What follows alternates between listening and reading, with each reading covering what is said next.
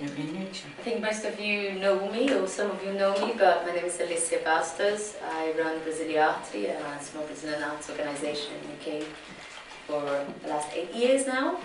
And I've been kindly invited by Seeds to introduce the work and talk about the work of Veio, Cícero Alves.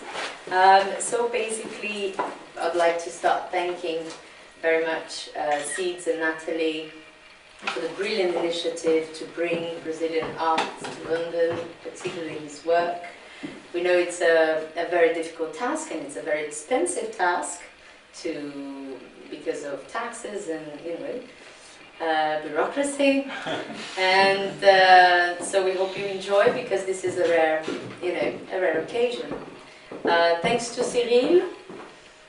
There he is. Thank you for helping very much, organize my participation as well. And thank you, Stefano, for curating. Thank you. I'm getting there.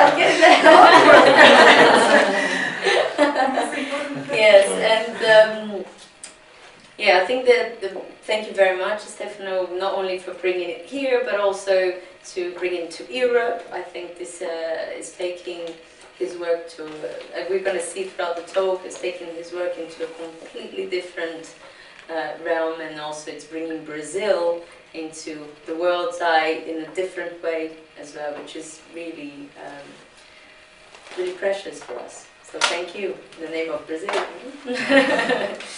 Well, so I'm going to talk a little bit. I want this to be on a loop, but I will not necessarily talk about all images that are. So my journey with Veio started when I was just wandering myself in the Biennale in Venice, just walking around, and I saw there was an exhibition sponsored by Armani, and I have a fashion background, and it's a brand that I really love. So I went pretty curious to what it was. Didn't really read much, or just went. And when I arrived at Palazzo Santo Gregorio, I entered in the courtyard. There was this really familiar shack, and I saw these figures, and they all had eyes, and I was like, what is this? What is this? And didn't read anything, because I particularly don't like to get too much information before I experience something. So I go up the stairs. Yeah, so this is the Palazzo. And I go upstairs, so this is the shack. And basically this was a recreation of his own studio within his farm, his little farm. And some of the pieces, almost like if he was just literally working there. I was like, what's going on? So I go upstairs. And this is still downstairs, some of the sculptures around this very beautiful, very, very beautiful building. And this was upstairs when I arrived. And as you move through the sculptures are just, all of them is a series of tiny sculptures, all sizes, but like really small ones, like this size, and all on these stands. And as you walked, there was a kind of like a sensor where you could hear things. And just the journey with the turquoise resin floor that they made, it was a journey. And I was like, this is interesting. Why the setup? What are these little things? Are they made in wood? It's like, oh, they're made in wood. They remind me of Brazilian, Brazilian things. And I was like, okay. So then I go into the next room. And at this point, the light that I saw this moment was astonishing, because it looked literally as if the floor was water, almost if the water from the canal outside inundated just a little bit, and the sculptures just raised from it. I had this minute, even though it's not water, but you had like, and it was so beautiful. Also something that Natalie earlier commented on the contrast of the colors of his work. in Venice. It was really, and it was busy when I went. It was quite busy. There were people waiting to get in, and it's like, and they were allowing people to go on the corridor, kind of like, you know, 1 or 2 by 2, allowing the experience. And it wasn't until I sat down to watch the film that I realized, okay, no, he's Brazilian.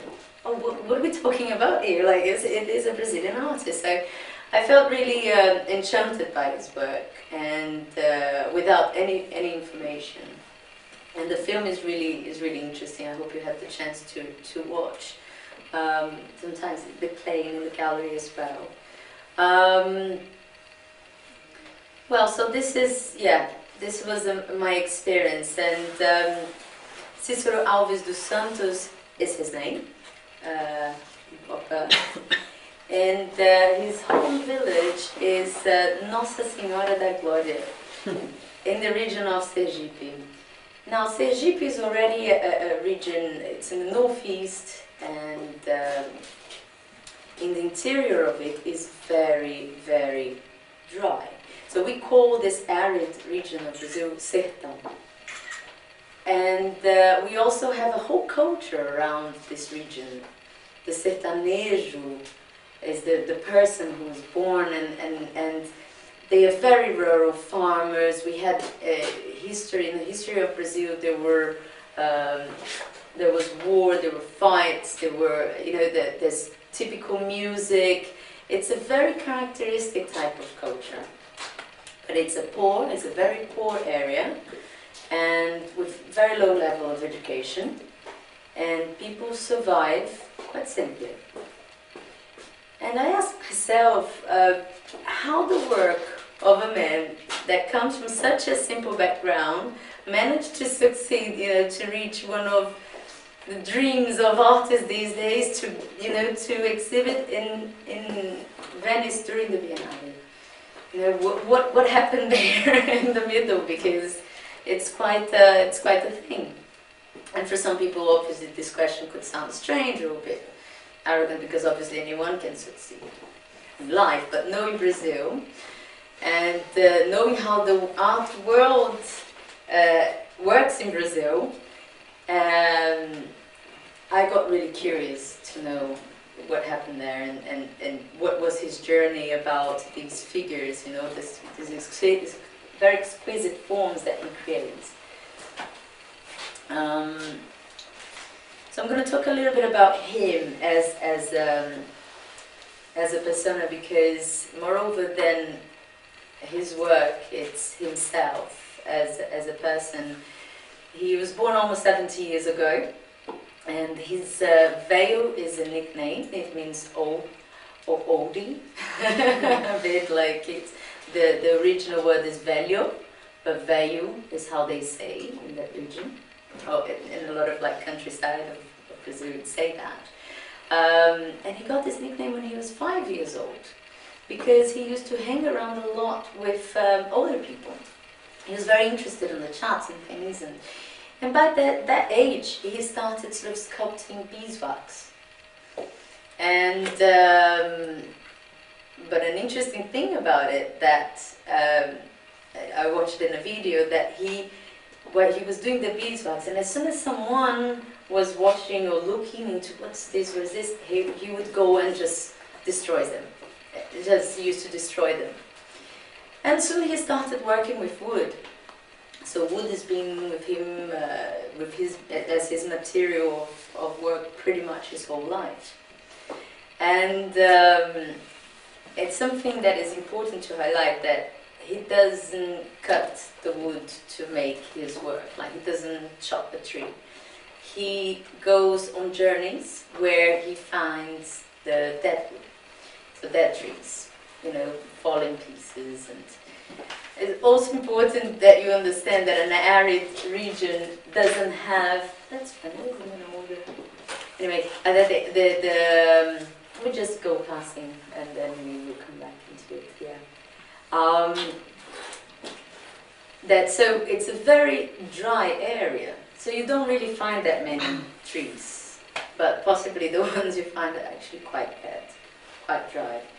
And he stresses very much about making this point because his relationship with the wood that he finds and the art that he creates is started by the time that he looks into the wood.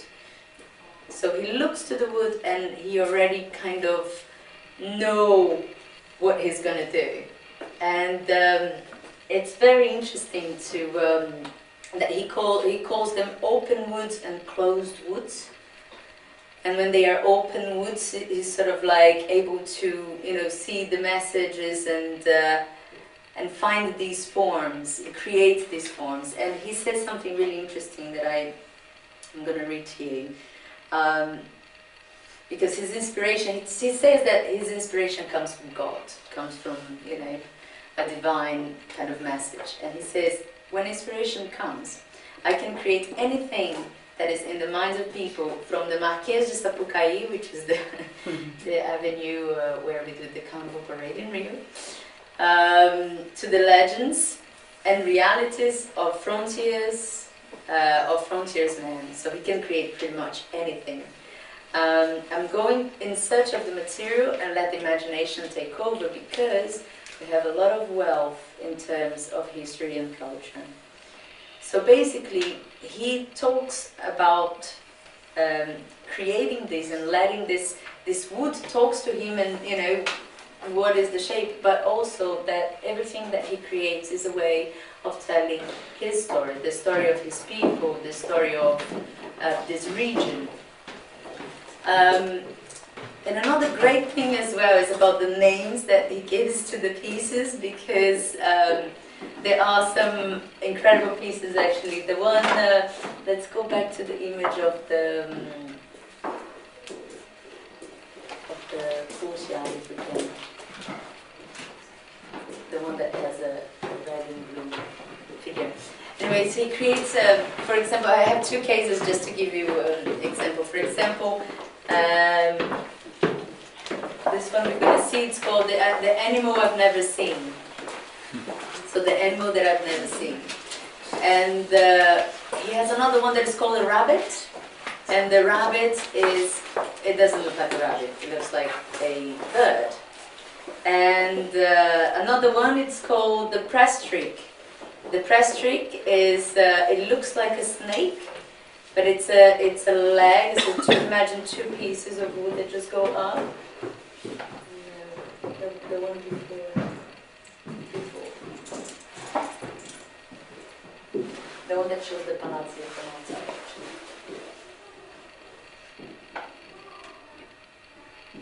Yeah, this is the animal I've never seen. And the reasons why he, the press trick is this bit of wood that comes almost like two very thin legs, and they cross on the top, and it has a little humans in it. And someone asked, well, why is it called like that? And he tells that in his village, and everybody kills snakes. But it wasn't until a kid of a politician, a man, a little boy, a son from a politician, died, eaten by a snake, bitten by the snake, the press wasn't saying anything about killing snakes. So he finds tales and stories around his current life, and he just put that into his artwork. And someone else actually commented in one of the videos I watched that in his space and his museum, we're going to talk very much about his space, is that the way he designed so he lives in a little farm by a highway, and he has loads of the sculptures on the side of it. And in the beginning he says that they were there to scare.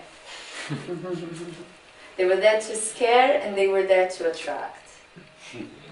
So he has this playful way of introducing his art to people as well. So his art is very much, it comes embedded with all this philosophy that he lives on, Yeah, he says something else as well about these creatures. that he gets the dead wood, so it's a very environmental work because he looks at the dead wood and he sees something alive, so he brings that back to life. And about the morph and the sense that the figures are and are not what he's taught, like the title of the items, for example, the pieces. He says, our dreams are his wake. So he creates the artworks out of his inspirations, you know, and he tries to make that, tries to bring that into people's imagination as well. So when you see the dancers, for example, you know, you see the movement and you see the sort of connection between the two pieces. This is very interesting. And so his farm is called Soarte. Soarte, in the northeast you say Soarte, which means, kind of in one word, just art. And it's a very... Should we try to get to the end actually of the presentation? There were a few images of his face, which is really interesting. A critic said in his farm he grew an army of ghosts, he said. Because it's true that just looking at his place, and when you see the photos, has loads of his sculptures growing off the floor, almost like in Mani they were coming out of water. And he also says something, it's a very isolated place, and he says that he actually welcomes groups of like coaches of students, art students, researchers and things like that, but never tourists, because that's not obviously a touristy area at all. To go and see him, it's a journey on its own. And he also says that not many local people come to see him. You know, so he, we're going to talk about his journey within the exhibitions. But so many of the objects collected in the museum, and his space is almost like an ethnographic museum, which is actually a concept being well discussed in Berlin at the moment, because where art and ethnography works together, and he apparently built that because you walk around and you have the leather hats and the tools, and then you have some of his pieces right next to that. And for the ones that have visited, Stefan, have you visited his space? Or? Yes, we went to Nostra Dolore. It is exactly what you described. Yes, I mean, I'm very curious to go because apparently he takes people on like a storytelling journey. So you go around and you have the leather, the tools, and then he tells a story of people who are working and things like that. So he uses his art as a storytelling trigger. And obviously he has thousands of artworks. And they start from as big as, you know, tiny, up to like 10 meters tall, 10 meters high. So yes, within all this sort of space and all this is his life, he welcomes people and there we go. It's almost like an obsession in a way, that the way he creates this, because he cannot stop himself. And he uses only a penknife to sculpt most of them. And you're also going to notice that in most of the pieces you have eyes. Most of them, a lot of them, you have eyes. And it has to deal with the fact that he sees what is going to be. So it has also this this connection with the sensorial looking. What you're looking at is a dream, it's an imagination, and you're invited to interact with that. His career is a very interesting, again, a very interesting journey, and the team from Seeds was adding some information that I couldn't find anywhere. Apparently, it's only in his book, of how much he went after people who were like politicians and curators and influential people to say, hey, I need to speak to you, I want to bring my work. So he really chased his career. His first show was in 1986 in Natal. It was not even around his area, but it was in the northeast. And then in 91 in Belo Horizonte, which is the southeast. And then there's a bit of a slight gap, and then by 1999 and 2001 he was part of a collective show in Rio, and then 2009 and 2010 then he gets into São Paulo. The interesting thing about his journey as well is that his first work was very much show, and the first part of his career is very much popular, considered into like popular art, folk art sort of. It was mostly into this focus, which is changing very much, and you're going to see why. But he showed actually in the beginning of his career, he showed quite, the Museum of Popular Art, which is quite big, and then the Galeria da Estação, which is I'm going to say the Station Gallery, because I'm going to talk about it quite a bit, and that was in 2010.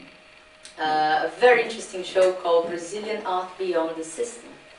And this show, and if you know the work of the Galeria da Estação, it's a gallery that works very much with artists that are folk and popular art, and but they do a very interesting work into getting that into a next level, playing a very important part at the moment. And they've been going on for a good while now. But it was really in 2012 that he did 2 shows, in fact. The beginning of the year there were 2 shows, one in Rio and one in São Paulo. In fact, it's the same exhibition there. Started in Tomio Otaki in São Paulo, which is a big institute, and then went to Paço Imperial in Rio. And this exhibition was very, very important. It included about 10 artists, and it was called Stubborn Imagination. And you see, in a visit to Brazil in early 2012, the director of the Cartier Foundation, Hervé Chand, met this exhibition, and he went to the one in Tomio Otaki, and he was really attracted by it, and he selected the pieces to go to this exhibition in the Cartier Foundation in the celebration of its 30 years. We do have a few images. Yes, you're getting that. Thank you, Siri. So on that exhibition, about 70% of the works were from Brazilian artists, and there were a few people like Veio, Antonio Tete, Alcides Pereira, Aurelino, Isabel Mendes da Cunha, Zé Bezerra.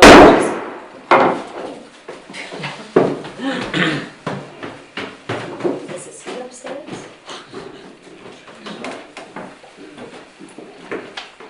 Some drama. Okay, that's because it's Cecile, right? She was playing.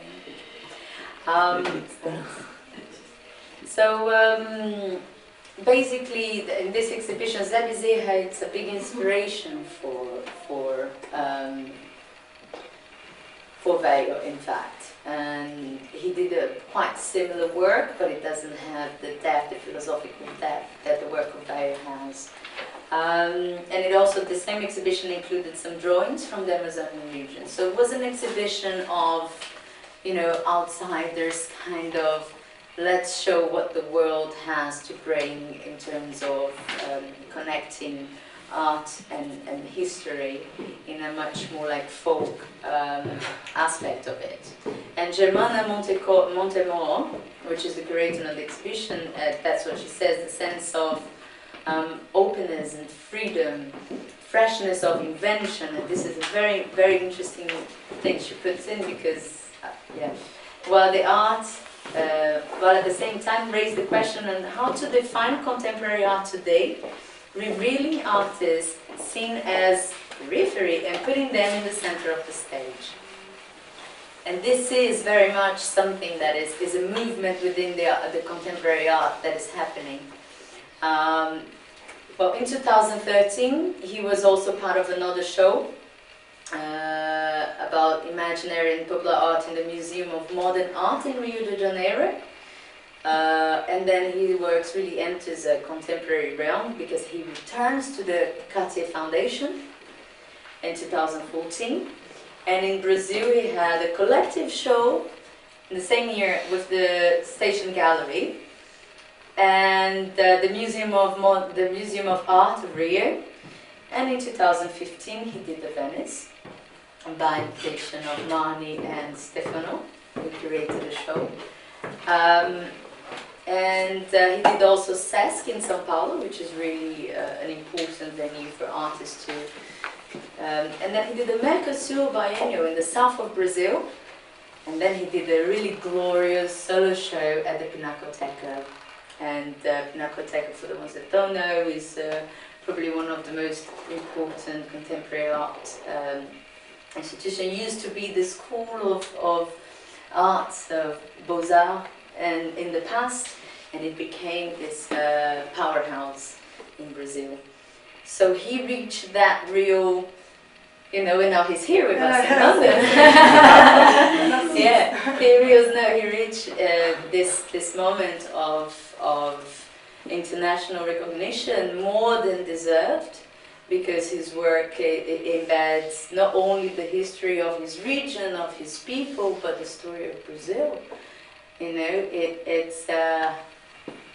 And it's environmental, it's political, and his attitude towards it. I mean, imagine a man that comes from that background, to travel the world and be able to, speak about his art with really, high-profile critics in the Biennale and have them look into that and really see the value. It's fantastic. But now, another thing is that I was curious to understand how his work positioned within the Brazilian contemporary art scene. Because for this I need to give you a little bit of a background. So for the ones that don't know Brazilian art, the history, that's just a flash of it. But so Brazilian art was always very European because of obviously being a colony. Most of our first classicist art were portraits, very much European from the French and the Italian art schools, and that was for a while. It wasn't until the beginning of the 1900s then the artists started, actually artists that traveled very much to Europe, they started bringing European trends, and that's how we began our golden modern art era, which it had a very important moment, particularly with the 1922 week of modern art that lasted 3 days, not a week. It was very, at the time, subversive, because obviously introduced a complete different language of art into Brazil that was quite conservative, and the movement happened much more.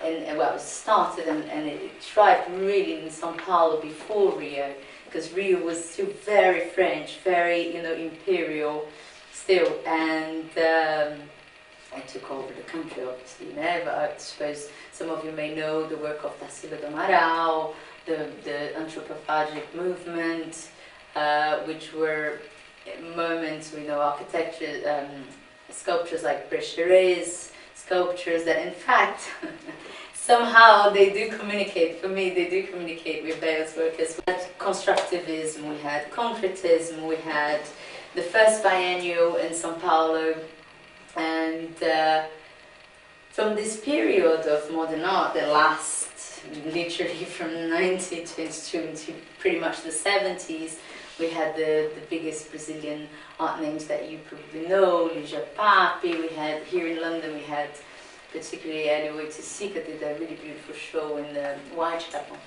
and I consider him to be very much a Tropicalia artist because of his because of everything. In fact, the colors, the shapes, and his groundbreaking ideas. At that point, there were not that many artists that were daring like that and so open. And so this was a really golden moment. Then we had the dictatorial period, and in this point, for example, that's when and how and why Elio came to Europe as an exile, ended up doing an exhibition in '69 here. And in the 70s and the 80s were moments where Brazil was really like, art schools were developing, growing, were created, museums were getting back into shape after the dictatorship times. So it was a moment where people started studying art and listen. But the reason why I'm saying about all this is so you understand how much Brazilian art is involved within the international trends, you know. And that's obviously because, you know, people went to study art abroad and brought those trends to Brazil. Still happens, obviously. But then Brazil got into the economic boom, as we were talking, 10 years of absolute glory, which were amazing. And with that, what happened to the arts is that a lot of great things happened. So SCP Artists started in Rio in 2005. Art Rio started a bit late, 2011, but in the last 15 years, I think so many museums are quite a lot of work. The policies, the arts policies in Brazil changed a lot. Now they have also like this project called Latitude, which is a platform that helps Brazilian galleries to go to international art fairs, and that has actually really helped Brazilian art to be understood, recognized, and bought abroad. I had a few numbers, I'm afraid I didn't put it in the presentation, but you can access some really interesting numbers of the Brazilian market and how it grew because of this initiative, which is supported by the government. And I don't know if you know about Inhotim, which is a very... Have you been? Unfortunately not. We need to organize a trip. Yes. We need to, because it's one of the most fantastic settings of art that I've ever seen. I've traveled a little bit, but that's outstanding. It's not far from Belo Horizonte. It's a guy that comes from the mining. It's a mining. Oh, the sculpture park. Yes. Oh, yeah. It's not a sculpture park. Okay. It has outdoors and indoors. Yes, it's called Inhotim. And strongly advise you to get to know that.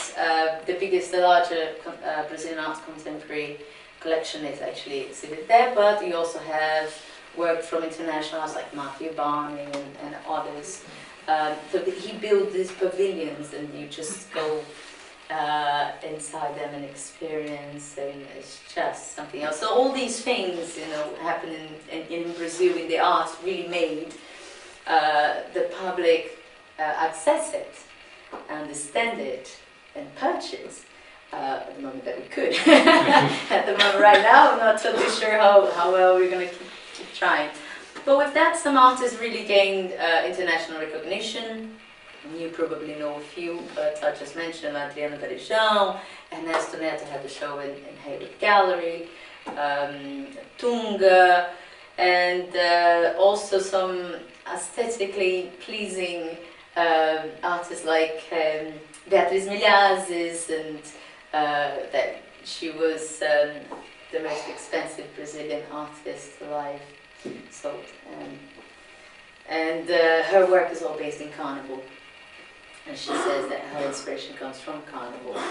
And others like Romero Brito, which for us in Brazil is like, what? Yes, but somehow he got like, I saw a piece of him in London for £28,000. I couldn't believe. But you know, the reason why I'm talking about these specific artists is because, so you understand that Brazil is seen, the way Brazil is seen artistically outside. So we have that, but we also, for example, that bring the colors, the shapes that are attractive, for the art world, because it's vibrant. But also you do have this other side of the coin, which is much more complex works like Ivone Nochvanda, for example, or Fernando Gomes, which are very minimal, almost like, yes, it's conceptual work, very, very conceptual work. And so it's interesting because at these days what we have for the Brazilian scene, particularly the one seen abroad, is that the language that we speak is international now. And that's why, and I think that's a critic for, I've listened and read about this before, and I agree in a certain extent, like everything that becomes massive will become slightly repetitive, and it could not excite and surprise as much. So the outsiders Brazilian scene in Brazil, which I'm going to just, I don't consider Veio to be an outsider. He was considered to be an outsider because obviously where he comes from and the fact that he didn't study art, but there's a very interesting fact I'm going to mention to you to read or to go after this. A researcher called Beate Eccles, and she was an American thing, and she's done some work on Brazilian outsiders quite a lot, and it's really rich to understand that some of the most interesting things in art from Brazil doesn't really come from some of the names we already know, meaning there is so much more to discover in Brazil. It's a young art scene, it's a young art mind in Brazil, in a way of, we're talking about mass. I'm not talking about people who grew up with that, or São Paulo, Rio axis. I'm talking about the whole country. One outsider artist that he was Bispo do Rosário. I don't know if you know the work. Before Yayoi Kusama, he volunteered himself to live in a mental institution, and he's done incredible work, embroideries, and really crazy work. But he represented Brazil in 1995 in the Biennale.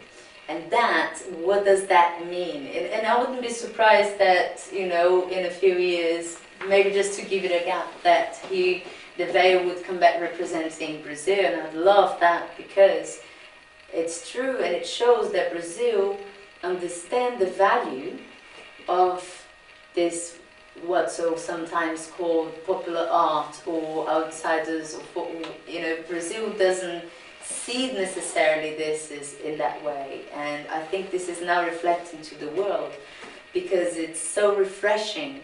Like the French curator of the Cartier Foundation say, it's refreshing. It's interesting to see art that has nothing to do with everything we studied, we read, and we know that really stands out. It has so much more value than some of the work done these days. I've got a piece actually of an academic piece here that says, it was very well put, although I could only get a little bit, but the collecting institutions are always in competition, obviously, to find and collect and make sure that what they're collecting, it tells a story, it is engaged with a time, a period, but also like of the art history of a country, or like Mira Chandel came here, for example. And Mira Chandel, in her times in Brazil, she didn't sell 11,000 drawings. She didn't sell. Look at the body of the work she has today. She's one of the biggest Brazilian artists ever, although she was not originally Brazilian, but she lived there for many, many, many years, and her work is very much about her identity of being a place. And it's, these are ones outside artists, or artists that are not considered, they just, this incredible work. So I think this is very much like opening opening the mind of a lot of curators and opening the mind of a lot of institutions. We also had in London a folk exhibition, was it last year or the year before, at the Tate Britain, which was very interesting as well.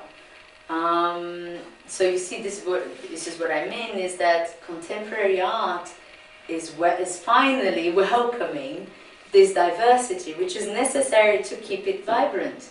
It's necessary to keep it alive.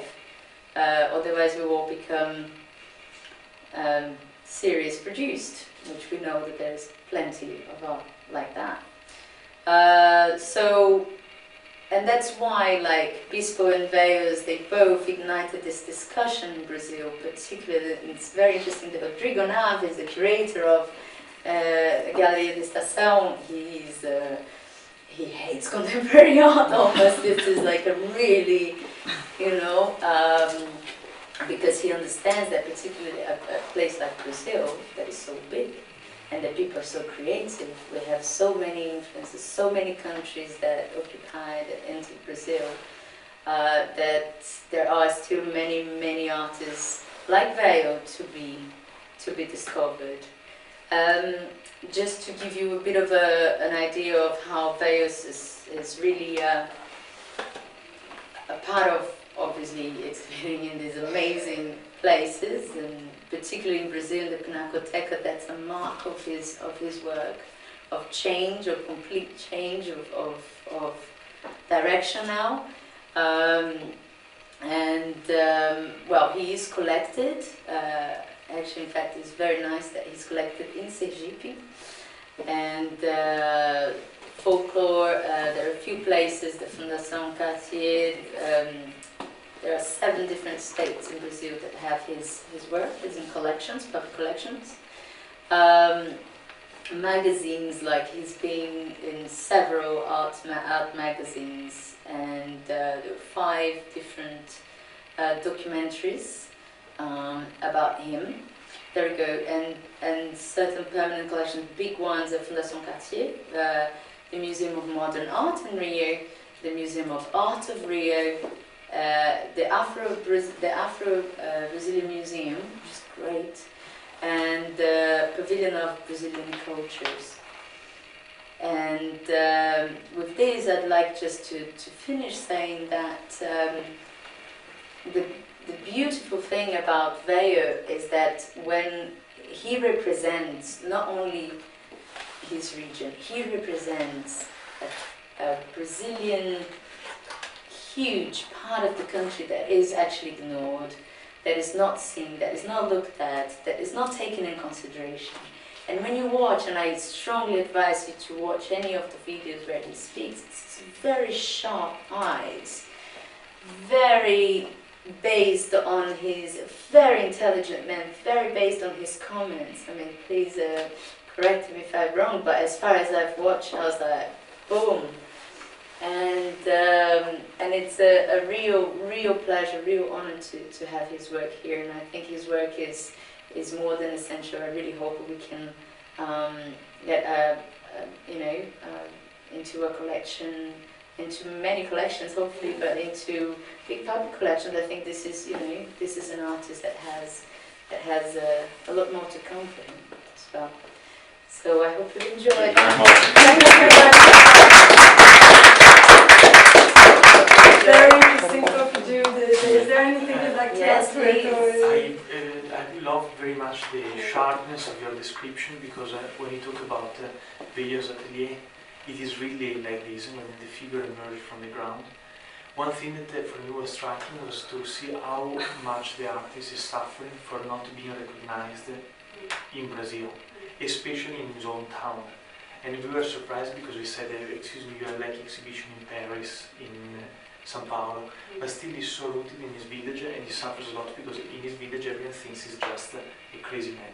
He's not even, and he was actually doing at the time, when we visited him, like a model of his own town with tiny little figures, and he wanted to place public works. He wanted to donate to the city hall, and the city hall refused. And so he was preparing like small mock-up and some sort of revenge And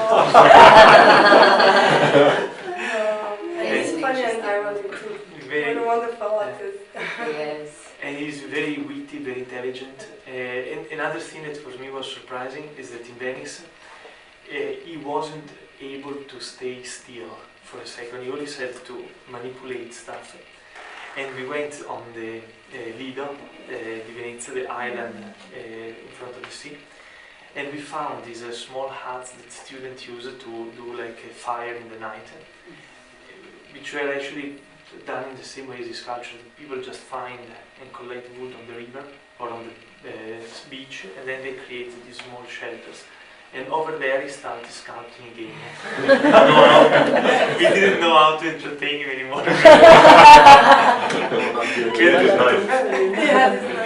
his knife, and just had to go to a place where there was wood and say, okay, do whatever you want. And how was for him to be there? Like He simply is so detached. As far as he has material to work, it could be in Venice, it could be in New York, it could be in Nostra Signora della Gloria. For him, it is exactly the same.